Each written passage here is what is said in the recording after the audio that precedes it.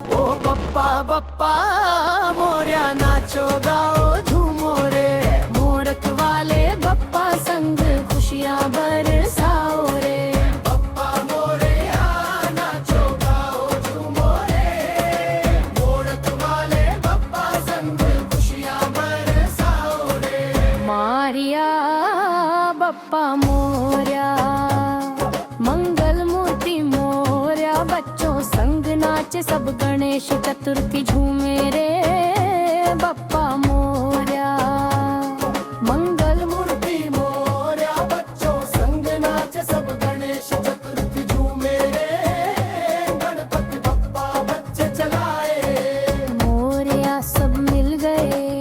गणपति बप्पा बच्चे चलाए, मोरया सब मिल गए। बच्चे मोरया सब मम्मा आया, बच्चे क्या लाया सब मोर लाया। ओ बप्पा बप्पा। जय श्री राधे कृष्णा दोस्तों। तो दोस्तों, गणेश चतुर्थी की आप सभी को बहुत सारी ढेर सारी शुभकामनाएं। तो दोस्तों सुनिए, जरा दिल थाम के बैठिए। जब भी भाद्रपद मास का शुक्ल पक्ष आता है तो हर घर में, हर गली में, हर मोहल्ले में एकदम रौनक का माहौल बन जाता है। ढोल नगारों की आवाज, पप्पा की स्वागत के गीत, मोदक की खुशबू, घर के आंगन में सजावट और मन में असीम भक्ति, यही तो है गणेश चतुर्थी का जादू।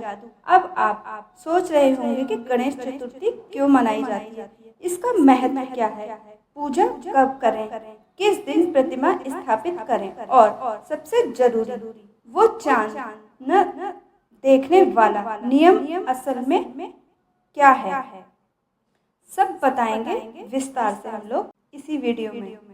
सबसे पहले समझें कि गणेश जी को क्यों बुलाया जाता है। घर में गणेश जी को क्यों बुलाया जाता है। तो दोस्तों, गणपति बप्पा यानी विघ्नहर्ता, हर शुभ काम उनसे ही शुरू होता है। शादी विवाह या गृह प्रवेश, कोई नया बिजनेस हो या परीक्षा, सब कहते हैं पहले गणपति जी का पूजन करो तभी काम सफल होगा। तो जब उनका जन्मदिन ही आता है तो भला कैसे न मनाएं हम। भाद्रपद के शुक्ल पक्ष की चतुर्थी को माना जाता है गणेश जी का प्रकट होने का दिन। कहते हैं इस दिन माता पार्वती ने उन्हें जन्म दिया था। तभी से यह परंपरा चली आ रही है कि इस तिथि को भक्त घर घर में पप्पा को बुलाते हैं। पप्पा मोरया मंगल मूर्ति मोरया। अब सुनो, जरा ध्यान से सुनना दोस्तों। साल भर में 12 चतुर्थी आती हैं। उनमें से सबसे बड़ी, सबसे खास, सबसे अनोखी होती है यह भादो महीने की शुक्ल पक्ष की चतुर्थी। वो क्यों? क्योंकि इस दिन चंद्रमा की पूजा तो होती ही है, लेकिन दर्शन वर्जित हैं, मतलब साफ है। पूजा करो, अर्घ दो, लेकिन भूल से भी सीधे चांद को मत देख लेना।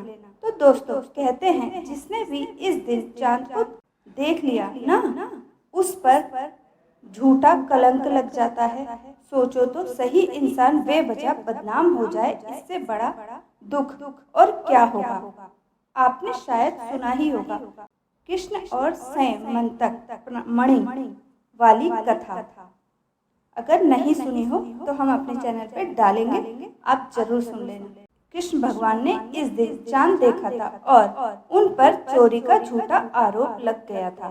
तब से ही यह परंपरा चली है कि इस दिन चांद ना देखे। साथियों, इस बार गणेश चतुर्थी कब है?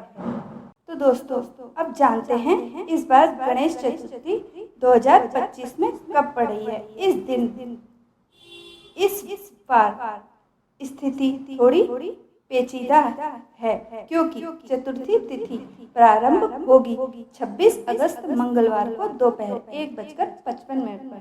चतुर्थी तिथि समाप्त होगी 27 अगस्त बुधवार को दोपहर 3:44 तक। अब आप सोच रहे होंगे कि पूजा किस दिन करें, 26 को या 27 को। बस यही पर कंफ्यूजन होता है, तो हर साल की तरह उदय तिथि का महत्व होता है और उदय तिथि 27 अगस्त को है, मंगलवार।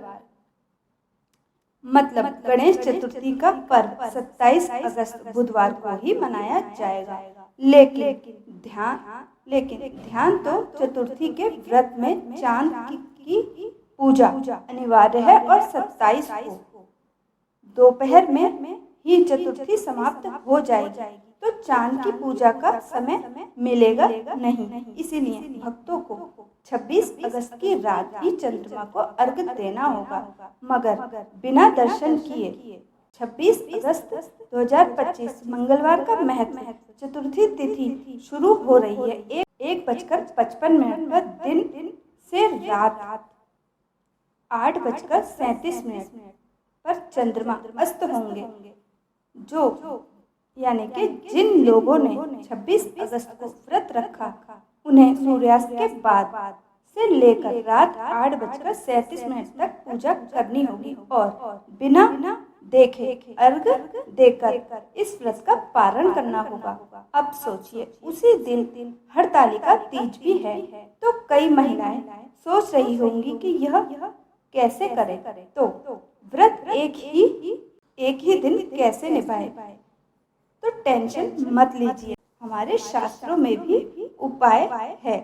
उसका तरीके हम समझाते हैं। 27 अगस्त 2025 बुधवार स्थापना का शुभ मुहूर्त है।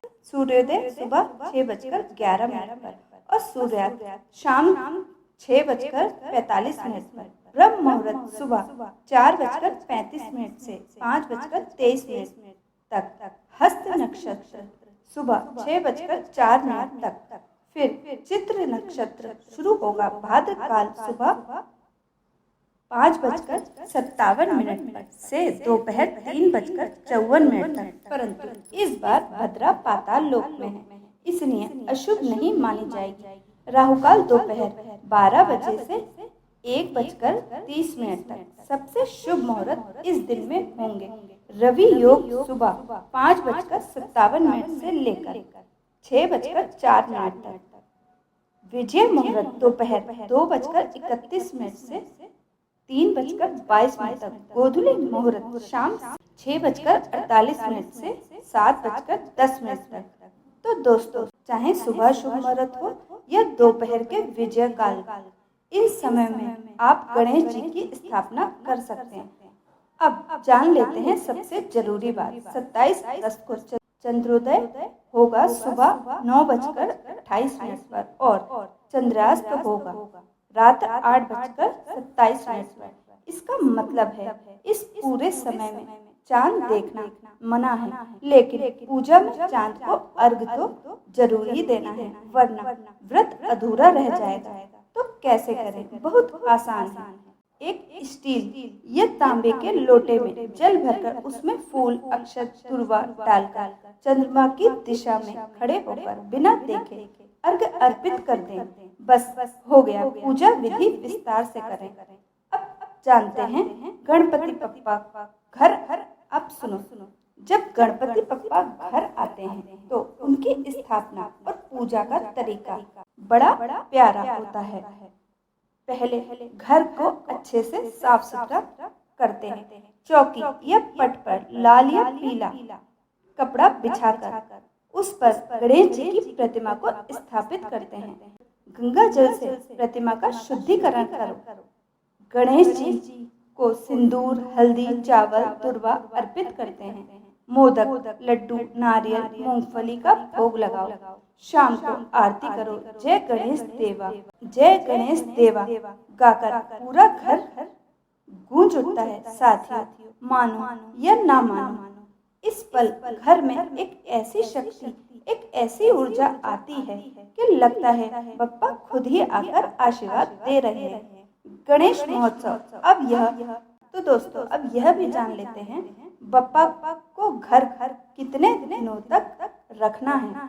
यह भक्त की सुविधा और संकल्प पर निर्भर करता है। कुछ लोग 1.5 दिन तक रखते हैं, कुछ लोग 3 दिन तक, कुछ लोग 5 दिन तक और कुछ लोग 7 दिन तक, कुछ लोग पूरे 10 दिन तक बप्पा को घर में रखकर महोत्सव मनाते हैं। अंतिम दिन यानी अनंत चतुर्दशी पर बप्पा का विसर्जन किया जाता है। तब पूरे मोहल्ले में बैंड बाजा, ढोल ताशे, नाच गाना और गणपति बप्पा मोरया के जयकारे गूंजते हैं। गणेश विसर्जन का महत्व, जब बप्पा को विदा करते हैं न तो आंखों से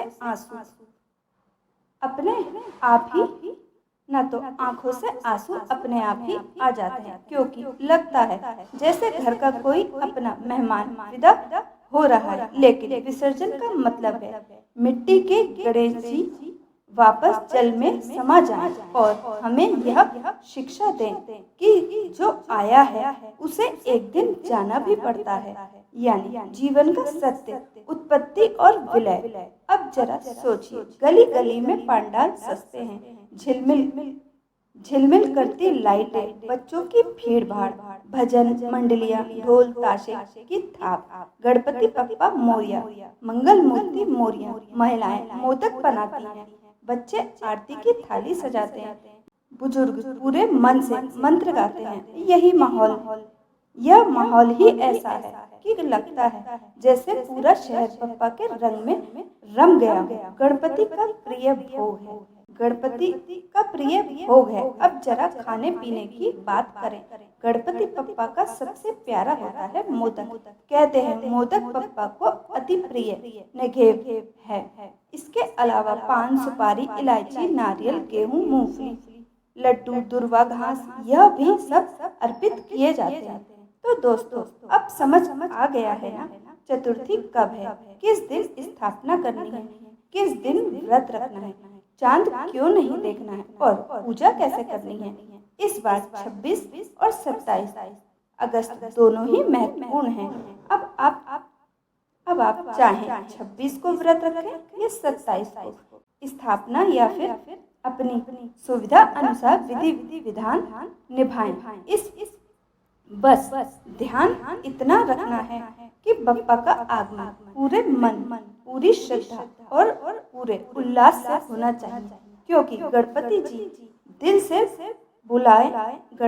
को दिल से बुलाएं तो वो जरूर आते हैं और हर दुख, हर विघ्न दूर करके घर में सुख समृद्धि बरसाते हैं। बोलो गणपति बप्पा मोरया, मंगल मूर्ति मोरया।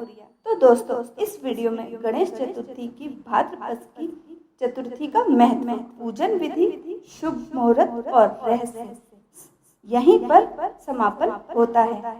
हम कामना करते हैं विघ्नहर्ता की कृपा आप सभी पर बनी रहे, आपके जीवन में सदैव सुख शांति, सुख समृद्धि, सकारात्मक ऊर्जा का संचार होता रहे। यह विशेष दिन न केवल भक्ति भाव से भर देता है, बल्कि हमारे जीवन में एकता, प्रेम और आस्था का संदेश भी लेकर आता है।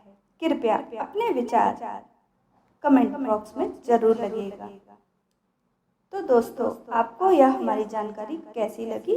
अगर आपको हमारी यह जानकारी पसंद आई हो तो लाइक, कमेंट, शेयर जरूर करिएगा। एक प्यारा सा कमेंट जरूर करिएगा।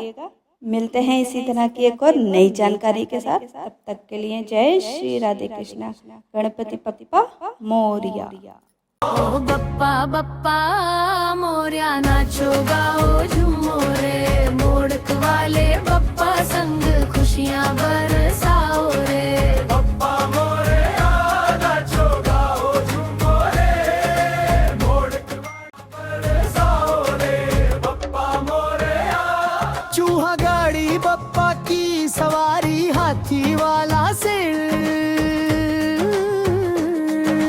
सबसे प्यारी बच्चे गाए झूमे सारी डोली। गणपति सब पाया बच्चे